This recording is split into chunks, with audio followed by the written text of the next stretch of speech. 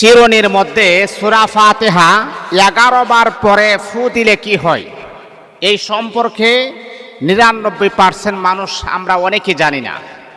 মা বোনদেরকে আমি দৃষ্টি আকর্ষণ করে বলবো, শুনেন। আল্লাহ পাক রব্বুল আলামিন আপনাদের চেহারাটাকে আমার আল্লাহ সুঠাম দেহের অধিকারী বানিয়েছেন।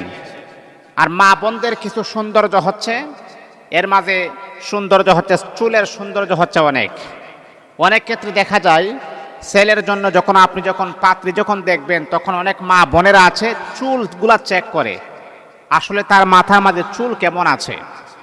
কারণ মা বোনদের সৌন্দর্যের ভিতরে এক এক ক্যাটাগরি, এক এক সৌন্দর্য। চুলটাও কিন্তু একটা ব্যতিক্রম একটা সৌন্দর্য। যেই নারীর চুল সুন্দর সেই নারীকে দেখতেও অনেক সুন্দর দেখা যায়।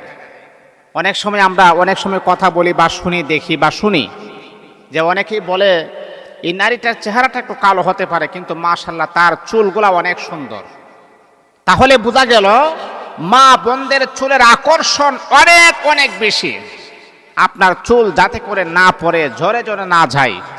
আজকে যে আমলটা আমি আপনাদের সামনে উপস্থাপন করব, সেটা হচ্ছে পুরুষ এবং নারী উভয়ের জন্য আমাদের জন্য সফলতা বয়ে নিয়ে আসবে ইনশাআল্লাহ। অনেক ক্ষেত্রে দেখা যায় আমাদের চুলগুলা ঝরে পড়ে যায়। চুলগুলা যখন ঝরে পড়ে যায়, আমাদের চেহারার সৌন্দর্য নষ্ট হয়ে যায়, বডির সৌন্দর্য নষ্ট হয়ে যায়। এই জন্য যাতে করে আপনার সৌন্দর্য যাতে করে নষ্ট না হয়, এই দিকে লক্ষ্য করে আজকের আমলটা আপনি করবেন ইনশাআল্লাহ। আল্লাহ পাক রব্বুল আলামিন আপনার চুলটাকে আমার আল্লাহ আরো বেশি চুল আমার আল্লাহ গজায় দিবেন, এমনকি আপনার চুল পড়া আমার আল্লাহ বন্ধ করে দিবেন ইনশাআল্লাহ। তাহলে এই যে কোরআন, গোটা কোরআনটা হচ্ছে আমাদের জন্য শেফা। আল্লাহ পাক রব্বুল আলামিন 30 পারা কোরআন আমাদের সামনে উপস্থাপন করেছেন। আর আমার আল্লাহ আমাদেরকে জানিয়ে দিয়েছেন, হে বান্দা তোমার কি সমস্যা, হে বান্দা তোমার কি হাজত, হে বান্দা তোমার কি প্রয়োজন, আমি আল্লাহ পাকের কাছে ব্যক্ত করো, আমি আল্লাহ অবশ্যই তোমাকে দান করব।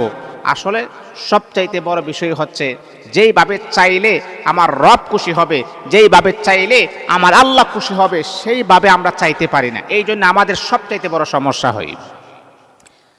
তাহলে আজকের আমলটা আপনি কিভাবে করবেন? প্রথমে আপনি উযু করে নেবেন। উযু করার পরে একটা চিরুনি আপনি নেবেন, পুরাতন হোক অথবা নতুন চিরুনি হোক, একটা হাতে নেবেন। হাতে নেওয়ার পরে আপনি 3 বার আপনি ইস্তেগফার পড়বেন, 3 বার দুরূদ শরীফ, 3 বার ইস্তেগফার, 3 বার দুরূদ শরীফ আপনি পড়বেন। প্রত্যেকটা আমল যখন আপনি করবেন, ইস্তেগফার এবং দুরূদ শরীফ মাসবি আপনাকে অবশ্যই পড়তে হবে। 3 বার ইস্তেগফার, 3 বার দুরূদ শরীফ পড়ার পরে তারপরে আপনি আল্লাহ পাক রব্বুল আলামিনের মহাগ্রন্থ আল কোরআনুল কারীমটা ওপেন করলেই যে সূরাটা শুরু হয়, সেই সূরাটা হচ্ছে সূরাতুল ফাতিহা, যাকে বলা হয় সূরাতুশ শিফা। এই সূরাতুল ফাতিহা আপনি পড়বেন। আউযু বিল্লাহি মিনাশ শাইতানির রাজিম, বিসমিল্লাহির রহমানির রহিম, আলহামদুলিল্লাহি রাব্বিল আলামিন আর রহমানির রহিম, মালিকি ইয়াউমিদ্দিন, ইয়্যাকা না'বুদু ওয়া ইয়্যাকা নাস্তাঈন, ইহদিনাস সিরাতাল মুস্তাকিম, সিরাতাল লাযীনা আন'আমতা আলাইহিম গায়রিল মাগদুবি আলাইহিম ওয়ালাদ-দাল্লিন, আমিন। গোটা চিরুনির মাঝে একটা ফু দিবেন। এইভাবে 1 বার, 2 বার, 3 বার, 4 বার, এইভাবে 11 বার পরে 11টা ফু দিবেন। ফু দেওয়ার পর তারপর আপনি চিরুনি দ্বারা আপনার মাথাটাকে আপনি আশ্রাইবেন, চুলগুলাকে আপনি বাস করবেন। দেখবেন ইনশাআল্লাহ আল্লাহ পাকের অশেষ মেহেরবানিতে আমার আল্লাহ আগে যেই পরিমাণ চুল আপনার পড়তো, সেই পরিমাণ চুল পড়াও বন্ধ হবে।